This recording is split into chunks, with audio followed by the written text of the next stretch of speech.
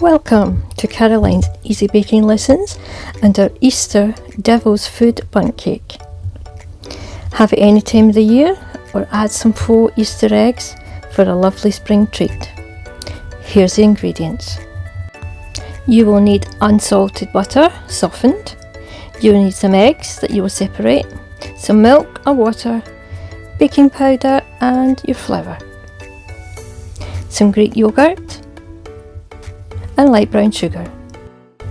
Also some coffee and some cocoa powder and of course some chocolate. Start by separating your eggs. We're going to whisk the egg whites, clean your bowl and your beaters really well, and then rub half a lemon on the beaters and on the bowl. This will help the whites whip better. Beat the egg whites on high speed until they transform into a white foamy mixture. We're looking for firm or stiff peaks. Continue beating on high speed and check for firm peaks by lifting the beaters from the bowl and observe how the egg white falls. Here you can see the stiff peak on the egg white, and also you can try turning the bowl upside down. Now move on to melting the chocolate by breaking it into pieces into a microwave safe bowl. Microwave 30-second bursts and mixing in between until all melted. Leave to the side for a few minutes to cool. Now gradually start alternating adding in the milk, the coffee and the cocoa powder, mixing as well as you can.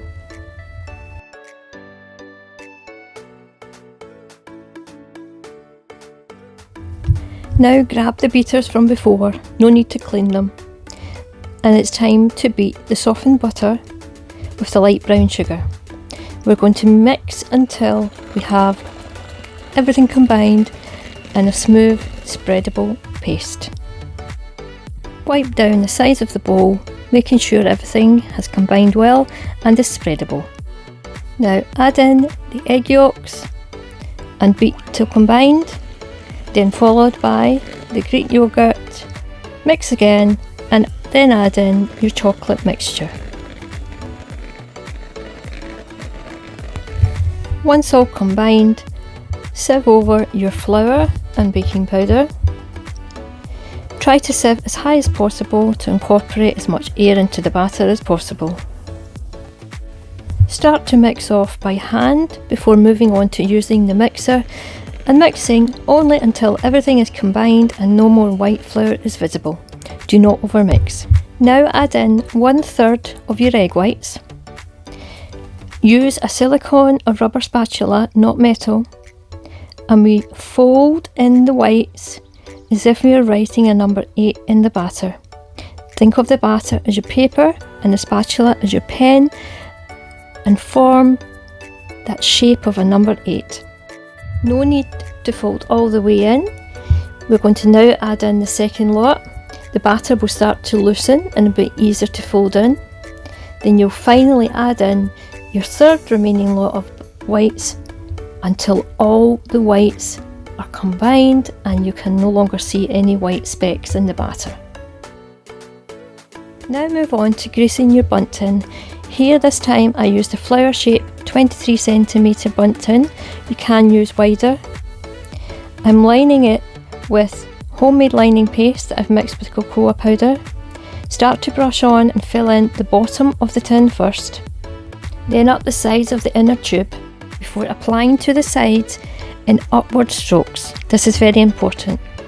Once you've worked your way all around, apply a second layer. Being generous is key to releasing these Bundt cakes easily. Alternatively, use cake release spray or some butter and cocoa. Fill with the cake batter, tap a few times, then pop in the oven to bake. Once ready, a cocktail stick will come out clean of crumbs and the cake will have been starting to come away from the sides of the tin. Leave to cool for 30 minutes before turning out the cake. Run something plastic or silicone along the edge of the cake before placing a plate on top, holding everything together and turning over. Give a few taps, then lift off the Bundt tin. It should come off easily with the lining paste.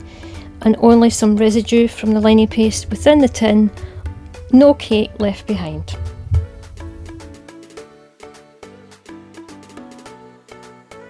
Leave to cool another 30 minutes before adding the glaze, or you can leave to cool completely, cover with plastic wrap, cling film and decorate up to 3 days later. To make the glaze, we have icing sugar, known as powdered sugar, some cocoa powder and also some milk, but you could use water. And then for some decoration, optionally, some mini eggs or sprinkles or nuts. To make the glaze, begin by sieving together the icing sugar, powdered sugar and the cocoa powder. Gradually, very gradually start to add in the milk or water till you have a very, very thick paste. Then work your way down to 1/8 of a teaspoon, little tiny drops, till you have this very thick but pourable and controllable glaze. Watch how it falls off the spoon and watch how it leaves a trail on the top of the surface of the mixture in the bowl here. Start off spooning or spreading a little amount of the glaze onto the very topmost part of the cake. It is very forgiving, this glaze. Just work your way around, don't worry about any areas that don't look smooth, it will work its way out. Just work your way around very slowly, control where it's going. And I forgot to mention, underneath I have 4 pieces of paper just to catch any mess that might be made.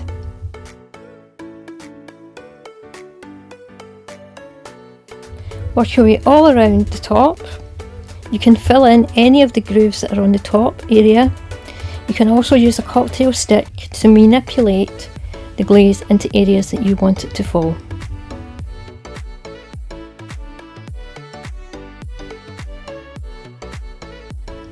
You can add some little drips if you like, and like this you can control them easily.